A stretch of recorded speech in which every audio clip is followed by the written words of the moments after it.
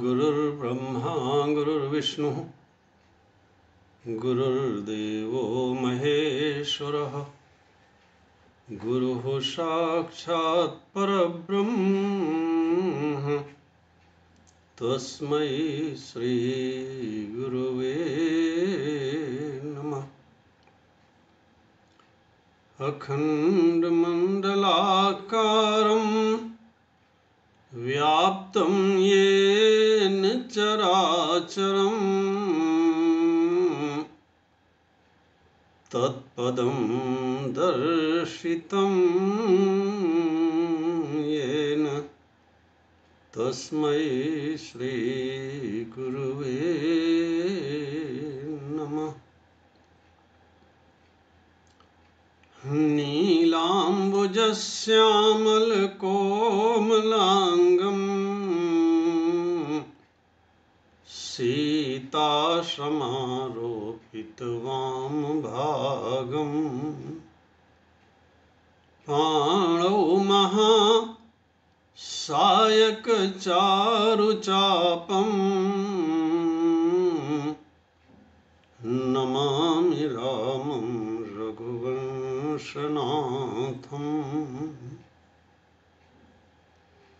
अतुलितबलधामं हेमशैलाभदेहं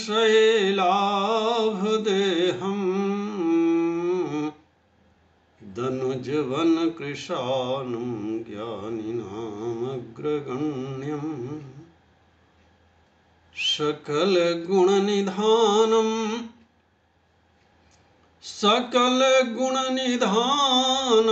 वानराणामधीशं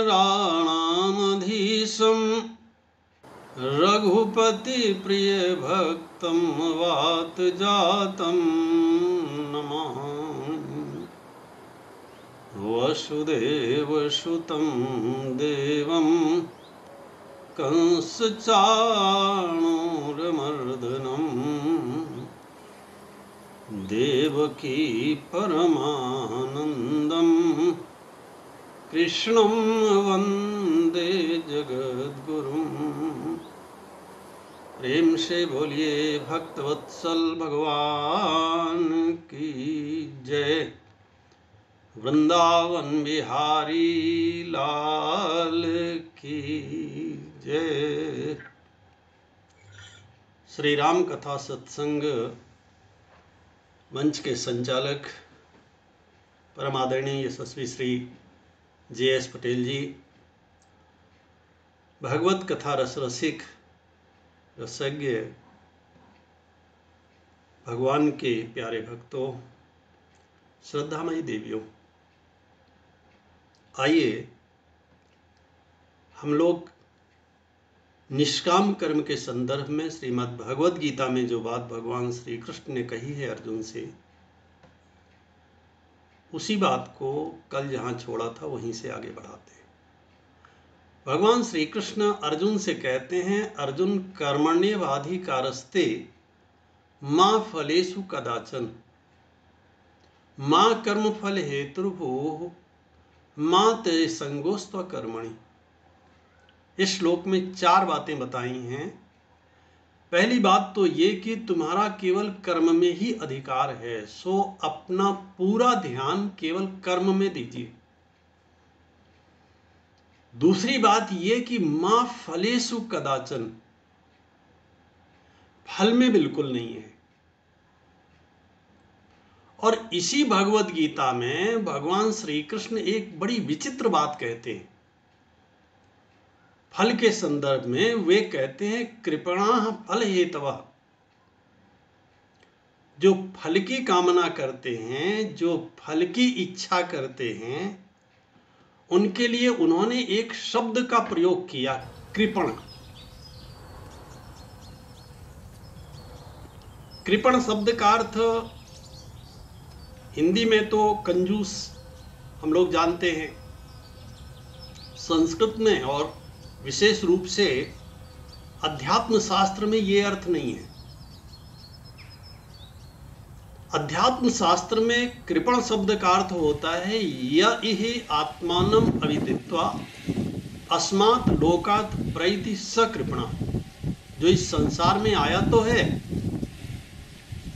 बिना आत्मा को जाने इस संसार से चला जाता है, वो कृपण है। तो यहां एक विशेष अर्थ निकलता है कि अगर हमारे मन से कामना न गई, मन से इच्छा न गई, मन से फलाकांक्षा न गई, तो आत्म तत्व का बोध हमें कभी नहीं हो सकता। यह संदेश है इस एक शब्द में। भगवान श्री कृष्ण कहते हैं दूरेण ह्यवरम कर्म बुद्धियोगात् धनंजयो बुद्धौ शरणमन्विच्छ कृपणाः फलहेतवः। कृपणाः फलहेतवः, जो फल की इच्छा करते हैं ऐसे लोग कृपण हैं। ऐसे लोग कभी भी वह जो अध्यात्म शास्त्र का सत्य है उसे नहीं जान सकते। अगर उसे जानना है तो यही पहला कदम है और यही आखिरी है।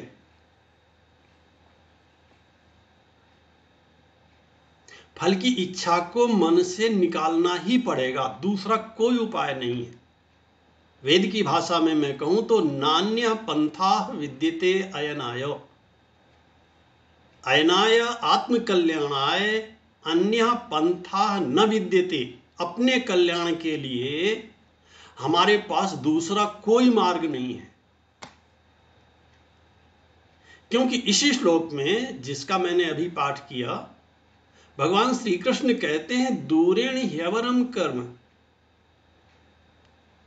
बुद्धि योग की तुलना में, समत्व कर्मयोग की तुलना में यह जो फल की इच्छा वाला कर्म है, ये अवरम, अवरम माने अधमम, ये अधम है। और अधम शब्द का अर्थ होता है नीच, और नीच शब्द का अर्थ होता है मनुष्य को नीचे नीचे और नीचे ले जाने वाला। कितना नीचे ले जाने वाला?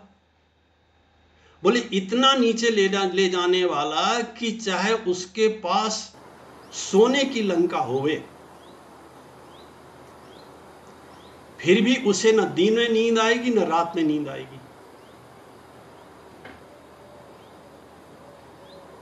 गोस्वामी जी ने एक बहुत बड़ी बात कही है, श्री रामचरितमानस में बहुत बड़ा संदेश दिया है। जिसके पास सोने की लंका है वो चोरी करता है। जिसके अंतःपुर में देव यक्ष गंधर्व नर,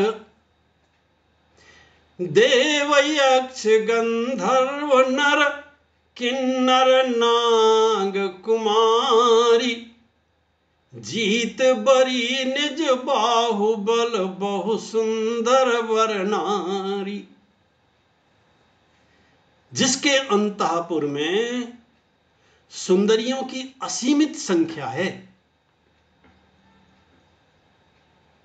दूसरे राजाओं के यहां तो रानियों की संख्या निर्धारित है। रावण के यहां कितनी है? तुलसीदास जी ने कहा जब तक बताऊंगा तब तक 2-4 और पहुंच जाएंगे। वो भी चोरी करता है।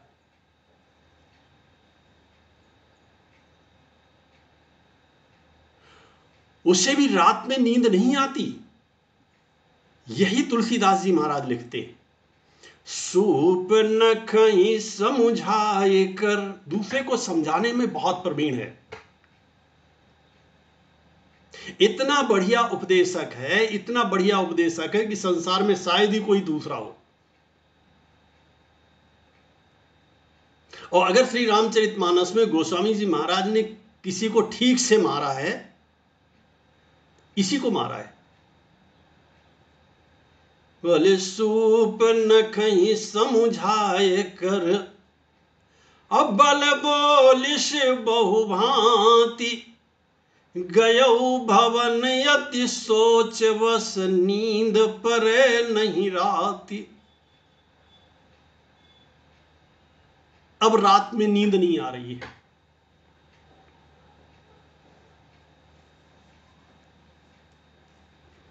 और जिसके पास सोने की लंका होगी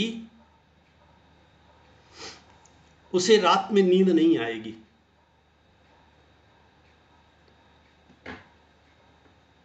आज भी जिसके साथ बहुत बड़ा पद जुड़ा होता है उसे रात में नींद नहीं आती। जिसके पास बहुत अधिक धन होता है उसे भी रात में नींद नहीं आती।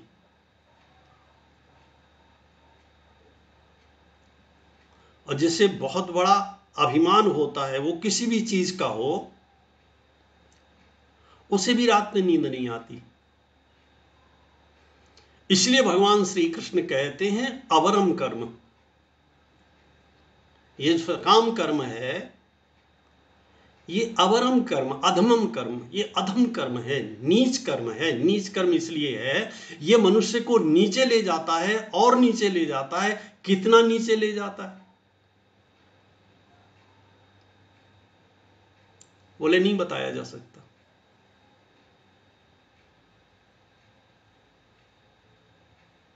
गिरावट की कोई सीमा तो होगी, बोले कोई सीमा नहीं है।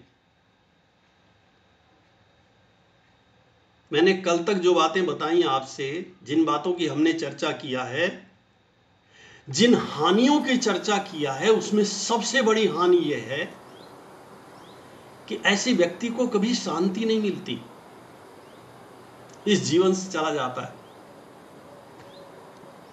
बिना शांति प्राप्त किए इस जीवन से चला जाता है, बिना आनंद प्राप्त किए इस जीवन से चला जाता है।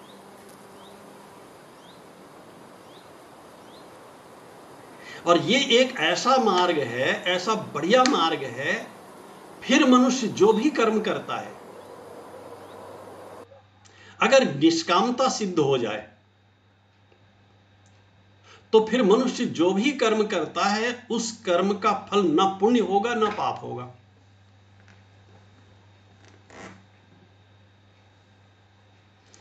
श्री राम जी ने लक्ष्मण जी से कहा, लक्ष्मण भवन भरत रिपुसूदन नाही, और राव वृद्ध मम दुख मन माही। लक्ष्मण जरा विचार तो करो, भरत शत्रुघ्न है नहीं, पिताजी वृद्ध हो गए हैं और दुखी हैं इस समय। राव वृद्ध मम दुख मन माही, जो बन जाऊं तुम ही लय साथा, तो होय सबई विधि अवध अनाथा। लक्ष्मण अगर तुम्हें लेकर के जाता हूं अयोध्या अनाथ हो जाएगी।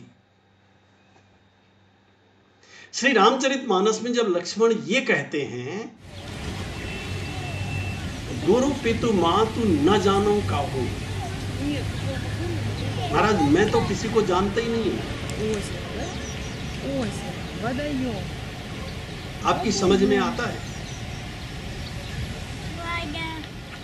गुरु को नहीं जानते, माता को नहीं जानते, पिता को नहीं जानते, राम जी के साथ जाना चाहते हैं।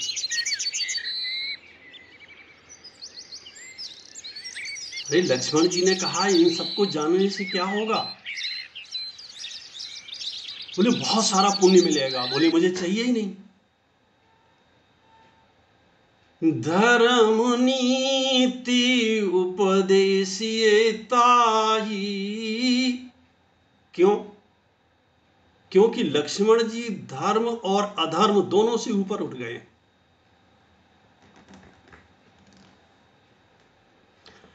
धर्म क्या देगा? बोले स्वर्ग देगा, वैराग्य देगा, तत्काल सुख चाहिए, तत्काल बिल्कुल ताजा ताजा।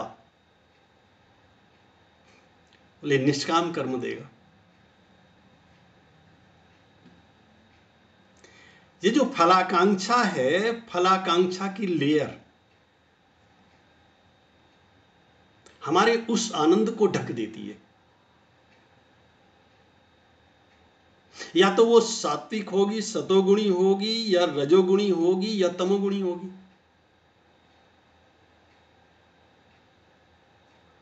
ये जो धर्म का फल है ज्यादा से ज्यादा सात्विक होगा।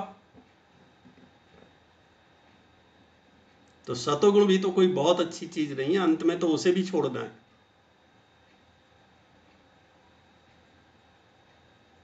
इसीलिए भगवान श्री कृष्ण कहते हैं अर्जुन त्रैगुण्य विषया वेदाह। वेद त्रिगुण को विषय बनाते हैं, सतोगुण, रजोगुण और तमोगुण को।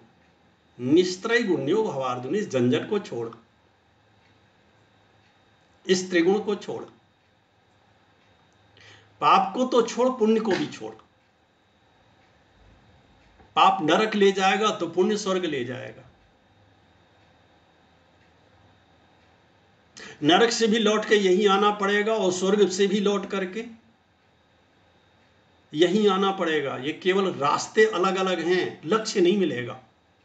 हमारे जीवन का जो लक्ष्य है न धर्म के मार्ग से मिलेगा, न अधर्म के मार्ग से मिलेगा। उसका एक तीसरा मार्ग है। तभी तो लक्ष्मण जी कहते हैं कि धर्म नीति उपदेशिए ताही, कीरति भूति सुगति प्रिय जाई। महाराज धर्म की बात तो आप उनसे करो जिन्हें यश अच्छा लगता हो, जिन्हें मोक्ष चाहिए हो।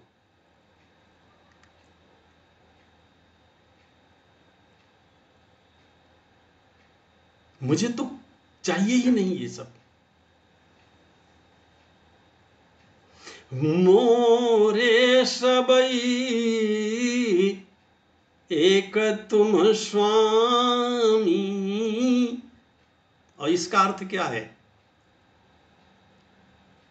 इसका अर्थ है जो श्री राम केवल आनंद रूप हैं। आनंद चाहिए जीवन में, ना कीर्ति चाहिए, ना भूति चाहिए, ना सुगति चाहिए। ऐश्वर्य नहीं चाहिए, यश नहीं चाहिए, क्योंकि जब तक यश चाहिए तब तक चाहिए। ये जो चाहिए शब्द है, चाहिए माने कुछ चाहिए, और जब तक कुछ चाहिए तब तक कृपणाः फल हेतवः, तब तक ये दरिद्रता है मन में।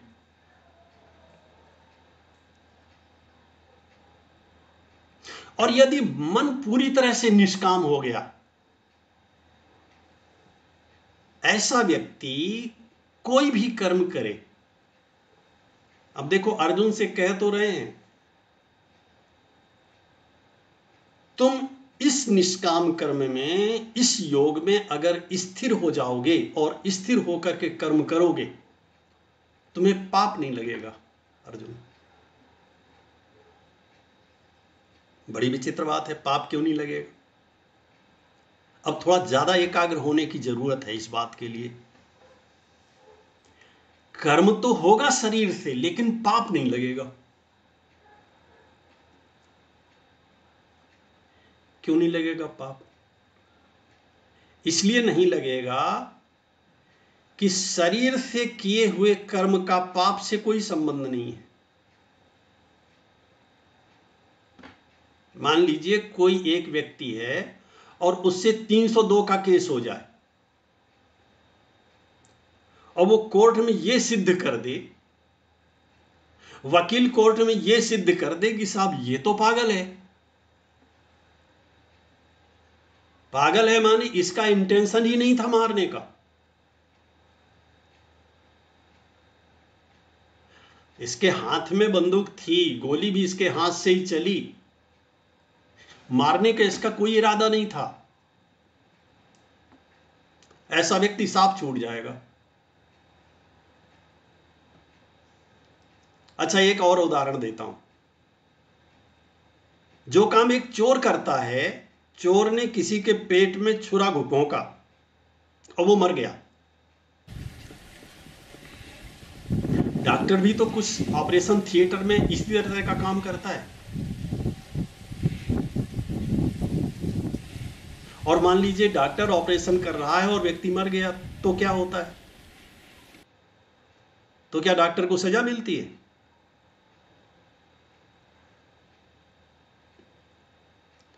चोर के पास तो एक ही छुरा था, डॉक्टर के पास तो पता नहीं कितने रखे रहते हैं वहां पे, कितने तरह के।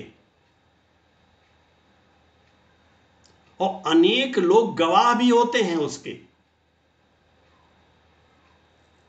तो क्या उसके नाम एफआईआर होती है? उसका धन्यवाद किया जाता है, डॉक्टर साहब आपने तो पूरा प्रयास किया, भाग्य में नहीं था, उसका जीवन ही इतना था, चला गया। फीस भी देते हैं, हाथ जोड़ के धन्यवाद भी करते हैं, आपने पूरा प्रयास किया। क्यों? काम तो दोनों एक जैसा करते हैं। एक के मन में यह भावना है कि इस व्यक्ति को मारना है और दूसरे के मन में इस व्यक्ति को किसी प्रकार से बचा लेना है, यह भावना है।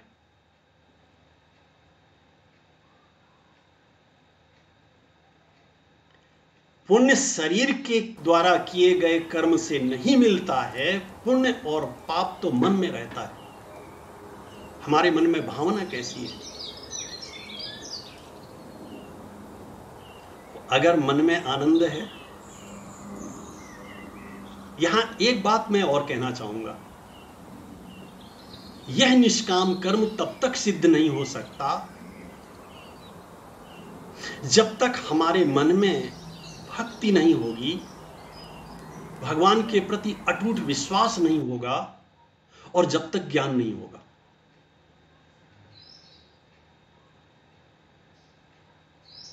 या तो भगवान श्री कृष्ण के इन वचनों पर पूरा भरोसा हो, क्योंकि भगवान ने एक नाम लिया। लगता है अर्जुन ने पूछा, महाराज इस विधि से किसका कल्याण हुआ? ये जो विधि मुझे आप बता रहे हो। भगवान श्री कृष्ण कहते हैं, अर्जुन कर्मणैव हि संसिद्धिम् आस्थिताः जनकादयः। महाराज जनक आदि अनेक ऋषि ऐसे हुए हैं जिन्होंने कर्म को छोड़ा नहीं और केवल कर्म में ही निष्काम भाव ला करके, निष्कामता सिद्ध करके, पूरी तरह से निष्काम बन के उस परम सिद्धि को प्राप्त कर लिया जो योगियों के लिए भी दुर्लभ है।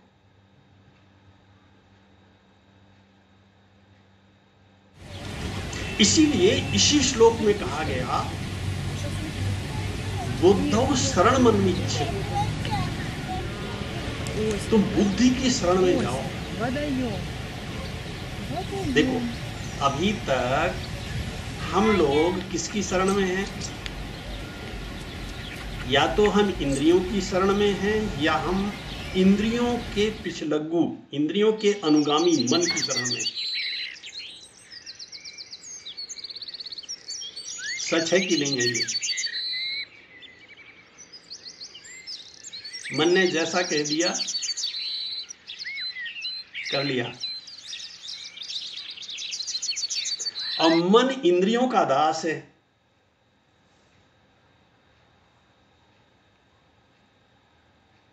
इंद्रियां जो कहती हैं मन उसका अनुगामी होता है, मन उन्हें मानता है, हम मन की बात मानते हैं। भगवान श्री कृष्ण कहते हैं बौद्धौ शरणम अन्विच्छ।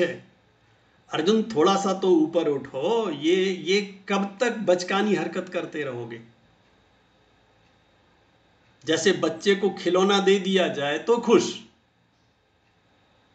और खिलौना उसके हाथ से छीन लिया जाए तो बेचारा दुखी और रोने लगता है। संसार के जितने विषय हैं ये सब खिलौने के जैसे ही हैं। बच्चे के पास छोटी गाड़ी होती है, बड़े आदमी के पास बड़ी गाड़ी होती है, दोनों खिलौने हैं।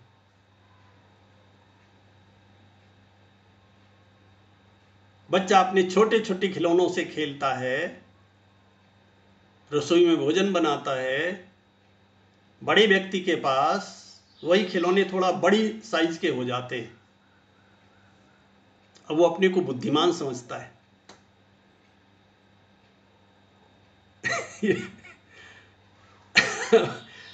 वो अपने को बुद्धिमान समझता है।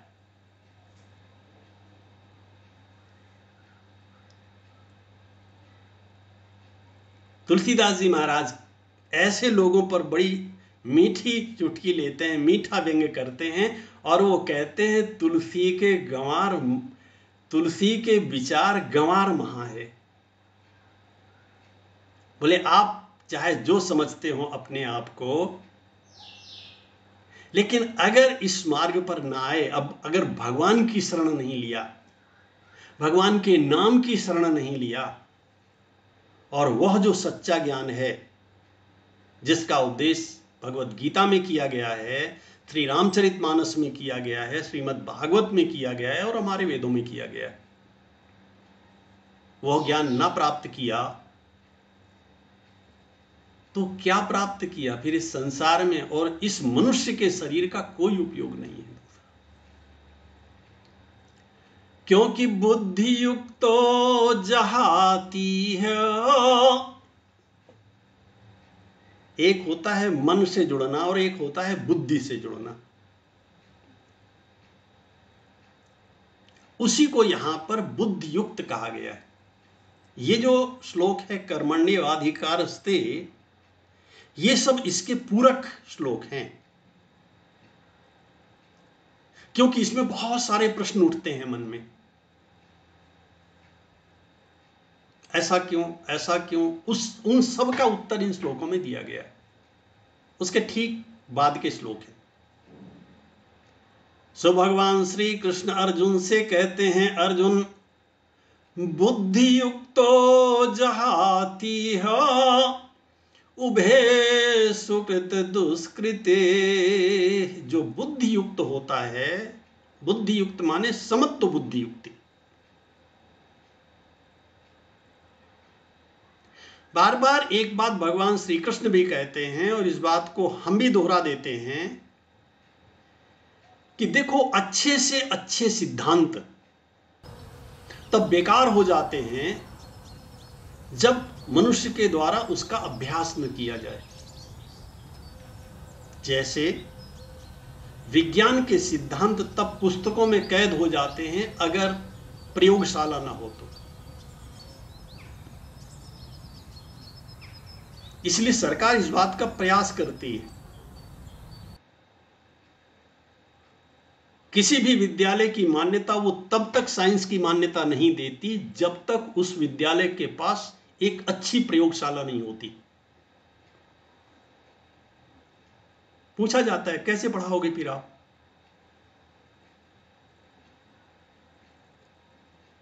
ऐसे कुछ विद्यालयों में मुझे जाने का मौका मिला,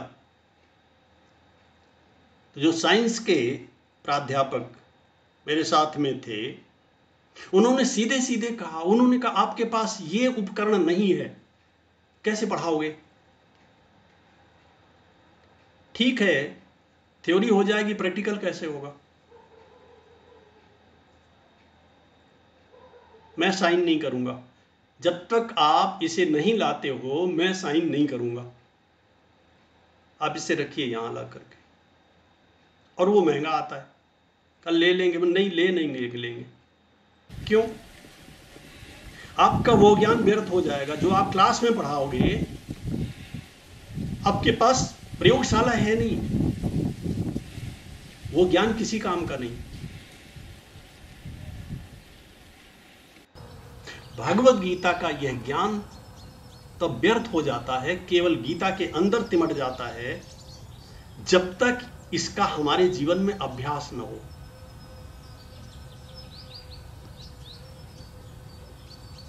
इसीलिए और जैसे जैसे जीव, देखो ये बिल्कुल ये नगद सौदा है। इसमें ऐसा नहीं है कि आज अभ्यास किया जाएगा तो 1 महीने बाद उसका लाभ मिलेगा। नहीं, आज से ही लाभ मिलना शुरू हो जाएगा। अच्छा, अभ्यास न करें तो साइकिल चलाना नहीं सीख सकते। जिसे साइकिल आती है, जिसे साइकिल चलाना आता है, जब उसके सामने कोई ऐसा कहता है कि मैं साइकिल नहीं चला पाता, मुझे नहीं आता, तो उसे कैसा लगता है? उसे ये सुन करके, अरे इसे साइकिल चलाना नहीं आता। वो कहता है मैंने कई बार अब प्रयास किया, नहीं सीख पाया, अभ्यास किया, नहीं सीख पाया। तुम साइकिल चलाना नहीं सीख पाए। सीखना पड़ता है कि नहीं सीखना पड़ता? जिन लोगों ने स्वयं भोजन बनाया है वो भी इस बात को अच्छी तरह से जानते हैं कि आटा गूंथने के कई तरीके हैं। एक ऐसा आटा गूंथेगा जिससे जैसे ही रोटी आप तवे के ऊपर से उठा करके आग में रखोगे तत्काल रोटी फूल जाएगी। और एक ऐसा आटा बनेगा या आप चाहे जितना प्रयास करो वो रोटी फूलेगी नहीं। आटा वही है, आटा गूंथने का तरीका आना चाहिए, उसका अभ्यास होना चाहिए कैसे कैसे गूंथते हैं। और जिसे बिल्कुल नहीं आता वो दोनों हाथ आटे से भर लेगा, फिर सोचेगा, फिर आपसे पूछेगा अब मैं क्या करूं, क्योंकि उसने कभी वो काम नहीं किया। भगवान श्री कृष्ण कहते हैं अर्जुन अभ्यासेन तु कौन्तेय वैराग्येण च गृह्यते। एक अभ्यास करो, और ये तो ऐसा अभ्यास है जिसके लिए आपको कहीं बैठने की भी बात नहीं कही जा रही। अभी आगे चल करके जब ध्यान योग आएगा तो वहां हम चर्चा करेंगे कि ध्यान कैसे करना चाहिए। तो वहां तो एक जगह बैठने की बात होगी, प्राणायाम की बात होगी, ध्यान के स्वरूप की बात होगी। इसमें तो कहीं कहीं बैठना नहीं है। जो कर्म कर रहे हैं उसी कर्म को करते समय मन को फल से पूरी तरह से हटा करके क्या करना ठीक है, जो फल होगा सो ठीक होगा। मन बार बार जाएगा क्योंकि उसका अभ्यास है फल का चिंतन करने का। बुद्धि युक्तो जहाती है, जो बुद्धि युक्त है, जो बुद्धि के अनुसार कर्म करता है, मन के अनुसार कर्म नहीं करता, वह व्यक्ति छोड़ देता है उभे सुकृत दुष्कृते। ना तो उसे पुण्य का फल मिलता है ना पाप लगता है।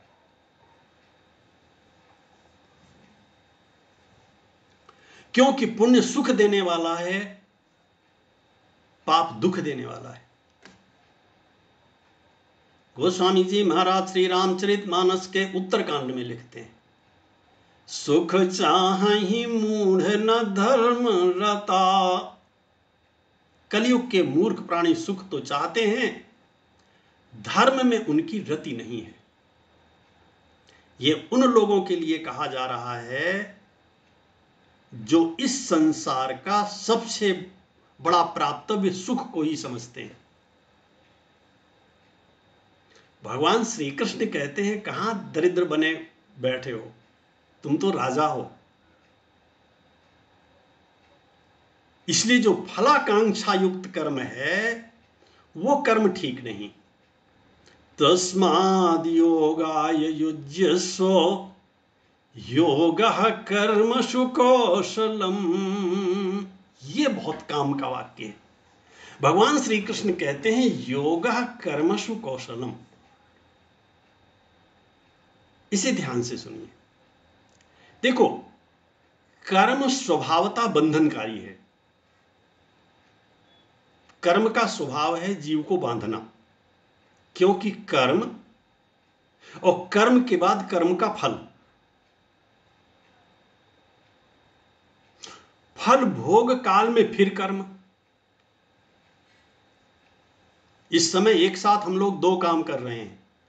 पूर्व जन्म में जो कर्म है उन कर्म का फल भी भोग रहे हैं। अगर अच्छे कर्म न किए होते तो भगवद गीता जैसे ग्रंथ पर मुझे चर्चा करने का अवसर नहीं मिलता। इसमें कोई संशय की गुंजाइश नहीं है और आप जैसे श्रोता भी नहीं मिलते। तो कुछ ना कुछ तो सत्कर्म मैंने किए हैं। अगर सत्कर्म न किए तो एक और तो हम पिछले कर्म का फल भोग रहे हैं। अच्छा किया है तो अच्छा भोग रहे हैं, और यह जो अच्छा भोग रहे हैं यह कर्म भी तो इस समय भी तो कर्म कर रहे हैं।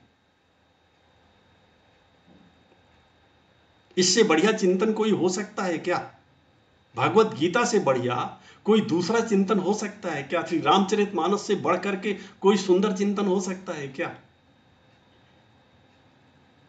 तो एक तो पिछले जन्म के कर्म का फल भोग और दूसरा वर्तमान जन्म का कर्म। माने पिछले जन्म के कर्म का फल भोग करना और फिर एक नया कर्म करना, उस कर्म के फल भोग के लिए फिर तैयार रहना। यह कर्म की परिणति है,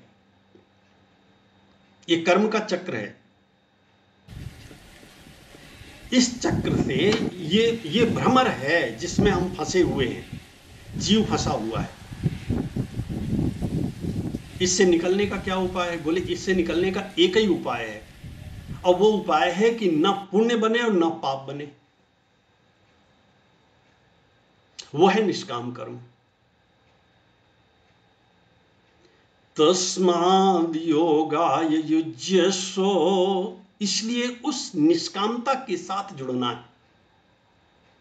इस जुड़ने में भगवान की भक्ति और ज्ञान और निष्काम कर्म का अभ्यास, ये सब एक साथ सहयोगी बनते हैं। क्योंकि अगर हमारा भगवान के प्रति भरोसा नहीं है तो भी बात नहीं बनेगी, और अगर विषय का ठीक से ज्ञान नहीं है तो भी हमें फल की प्राप्ति नहीं होगी। इसलिए श्रोतव्यः मंतव्यः निदिध्यासितव्यः, वेद कहता है मन लगा करके सुनना चाहिए, फिर उस पर प्रश्न करने चाहिए, और तब फिर जब निश्चित हो जाए कि मेरे कल्याण का यही मार्ग है तो उस मार्ग पर चल देना चाहिए। और यहां तो अनर्थ की कोई संभावना ही नहीं है, ऐसा भगवान श्री कृष्ण स्वयं कहते हैं।